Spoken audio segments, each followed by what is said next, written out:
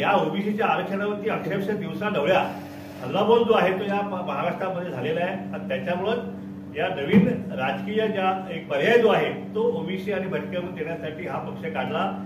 त्याचपूर्वी जे आरक्षणवादी जे आहेत, जे आरक्षण विचाराचे जे पक्ष आहेत त्या सगळ्या पक्षांनी एकत्र येऊन या महाराष्ट्राचं हे आरक्षण जे आहे, हे संविधान जे आहे ते वाचवण्यासाठी एकत्रितपणे लढाई सुरू करावी म्हणून आम्ही अनेक सभा ज्या आहेत या महाराष्ट्रामध्ये केल्या।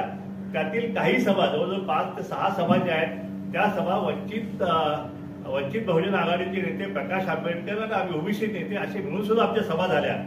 त्या सभांच्या मध्ये आम्ही या ओबीसीचं आरक्षणाचं ताट वेगळं आणि मराठा समाजाचं आरक्षण ताट वेगळं अशी भूमिका त्या ठिकाणी मांडली गेली।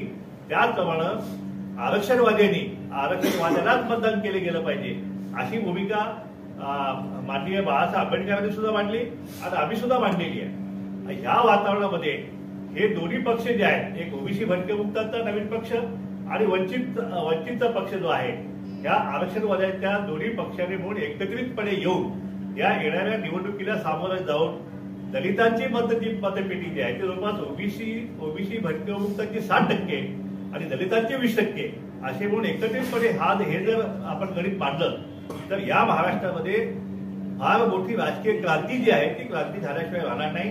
अशा प्रकारची भावना व्यक्त सगळ्या सभांच्या मध्ये झाली आणि त्याप्रमाणे आम्ही आमचा लेखी प्रस्ताव जो आहे तो आम्ही वंचित बहुजन आघाडीचे नेते प्रकाश आंबेडकर आम्ही लेखी स्वत पाठवला आणि त्याला त्यांनी प्रतिसाद देऊन परवाला आमची प्रकाश आंबेडकर सोबत आमच्या पक्षाचे नेते, त्याच्यामध्ये मी स्वतः होतो, आमचे चंद्रकांत बावकरजी होते, टी.पी. मुंडे सर होते, जे.डी. तांगेलजी होते, आणखीन आमचे 2 नेते, त्यांचेही काय नेते, अशी एक संयुक्त बैठक जी आहे ती बैठक त्या ठिकाणी पार पडली आणि त्या बैठकीमध्ये आम्ही जवळपास 2 तास सविस्तर चर्चा केली आणि त्या चर्चेमध्ये ह्या दोन्ही पक्षांनी मिळून जे आरक्षणवादी पक्ष आहेत त्यांनी किंवा इतर आणखीन काही आरक्षण पक्ष असेल त्यांना एकत्र येऊन या निवडणुका कशा सामोरे जायचं यावेळी प्राथमिक चर्चा आमची झालेली आहे। आता पुढच्या आठवड्यामध्ये परत आणखी एक मिटिंग जी आहे ती आमची मिटिंग होणार आहे आणि त्याच्यामध्ये पुढचा विषय जो आहे तो आम्ही फायनल करू आणि त्याच्यानंतरची भूमिका जी आहे ती आम्ही आपल्याकडून आम्ही देऊ। या ठिकाणी आजपर्यंत आम्ही जवळपास 17 विधानसभेचे लोकसभेचे जे मतदारसंघ आहेत त्या मतदारसंघामध्ये आमच्या सगळ्या उमेदवार आम्ही तयार ठेवलेले आहेत।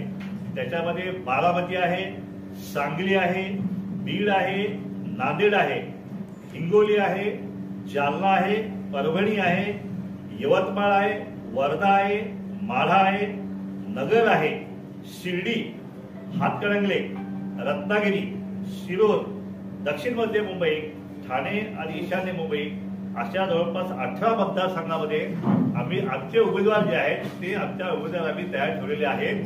आमची वंचितची फायनल आमची ज्यावेळी बोलली होती त्यावेळी आमच्या उमेदवार जे आहे आम्ही त्याची घोषणा जी आहे त्यांच्याशी सविस्तर चर्चा करून आमची त्यांच्याशी युती झाली किंवा आम्ही आमचे उमेदवार जे आहेत ते विस्तार उमेदवार आम्ही त्या ठिकाणी आम्ही जाहीर करू आणि ह्या येणाऱ्या निवडणुकीमध्ये हा जो आरक्षणवादी जो काय मतदार जो आहे हा ओबीसी आणि भटकेमुक्त आणि दलित मुस्लिमांच्या सुद्धा काही संघटना ज्या आहेत त्या सुद्धा आमच्या ओबीसी मध्ये मुस्लिम संघटना आहेत, त्या ओबीसी मध्ये जे मुस्लिम ओबीसी आहेत ते सुद्धा आमच्या सोबत या ठिकाणी येण्याची शक्यता निर्माण झालेली आहे।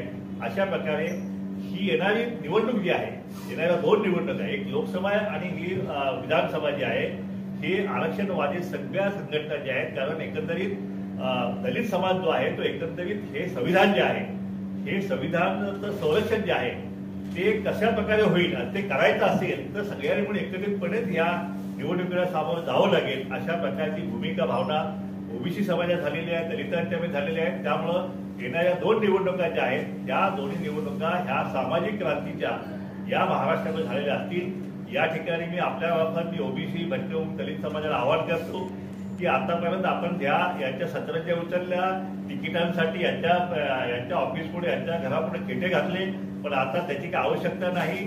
आता दलितांचेच 2-2, 3-3 पक्ष या ठिकाणी झाले आहेत, त्यामुळे तिकिटांसाठी काही काळजी करायचे कारण नाही। फक्त एवढंच की आता या महाराष्ट्रातला ओबीसी दलितांनी यांनी निर्णय घेतलेला आहे की कुठल्याही परिस्थितीत मतदान करताना मात्र आता मराठा समाजाच्या जे काही आमदार आणि खासदार असतील त्याला मतदान करायचं नाही अशा प्रकारचा निर्णय जो आहे तो ओबीसीने केलेला आहे. त्यामुळे आम्ही एक पर्याय जो आहे तो या समाजापुढे आम्ही पर्याय ठेवलेला आहे.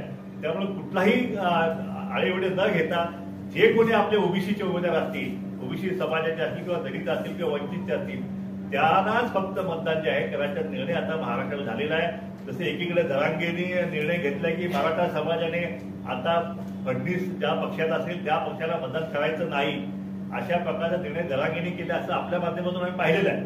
तशाच प्रकारे निर्णय जो आहे की मराठा समाजाने आता ह्या 450 गरीब समाजाचं आरक्षण जे आहे, ओबीसीचं आरक्षण जे आहे ते हिसकावून घेण्याचा जो प्रयत्न केलेला आहे आणि त्याच्या निषेधार्थ म्हणून ह्या आम्ही पर्याय जो आहे तो पर्याय उभा केलेला आहे. आणि आम्हाला निश्चित अपेक्षा आहे की आमचे हे पक्ष जे आहेत हे पक्ष महाराष्ट्रामध्ये मोठ्या, कारण आमच्याकडे मतपेटी आहे. आमचे उमेदवार गरीब असणार आहेत, सर्वसाधारण कुटुंबातले असणार आहेत, गरीब जमातीतले असणार आहेत, त्यांच्याकडे धनपेटी नाहीये. पण आमची मताची पेटी जी आहे ती इतकी भारी असणार आहे की धनपेटीपेक्षा जास्त असणार आहे. कारण लोकसंख्येच्या प्रमाणामध्ये ती सगळी वोट बँक जी आहे ती आमच्या फेवरमध्ये आहे. म्हणून आमच्या उमेदवाराचा विजय जो आहे तो निश्चित आहे असं समजायला काही हरकत नाही.